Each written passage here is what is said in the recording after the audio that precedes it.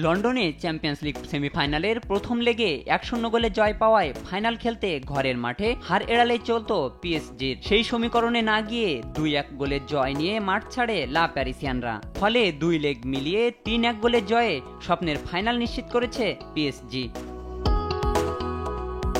এদিন শুরু থেকেই বল দখলে রেখে পিএসজির গোলপোস্টে একের পর এক আক্রমণ চালায় আর্সেনাল। ফরোয়ার্ডদের ব্যর্থতা আর পিএসজি গোলকিপার দোন্নারুমার দুর্দান্ত সব ছেবে গোল পায়নি তারা। উল্টো ২৭ মিনিটে স্প্যানিশ তারকা ফ্যাবিয়ান রুইজের গোলে এগিয়ে যায় পিএসজি। বিরতির পর গোলের জন্য মরিয়া হয়ে খেলতে থাকে দুদল। ৬৭ মিনিটে আশরাফ হাকিমের নেয়া শট আর্সেনাল ডিফেন্ডার লুইস কেলির হাতে লাগলে ভিএআর দেখে পেনাল্টির বাঁশি বাজান রেফারি, কিন্তু ভিতিন হান্নিয়া সেই স্পট কিক আটকে দেন আর্সেনাল গোলকিপার রায়া।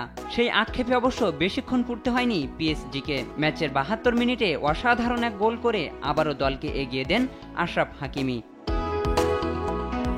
এর মিনিট ৪ পরেই এক গোল পরিশোধ করেন আর্সেনালের বুকায়ো সাকা। ৮০ মিনিটে আরও একটি ভালো সুযোগ পেয়েও গোল আদায় করতে পারেননি এই ফরোয়ার্ড। শেষ পর্যন্ত ২ লেগ মিলিয়ে ৩-১ গোলের জয় নিয়ে ফাইনালে ওঠার উল্লাসে মাতে পিএসজি। আগামী ১ জুন মিউনিখের আলিয়াঞ্জ অ্যারেনায় ইতালিয়ান ক্লাব ইন্টার মিলানের বিপক্ষে শিরোপা লড়াইয়ে নামবে তারা। Shahinur Alam, sports desk, Desh TV.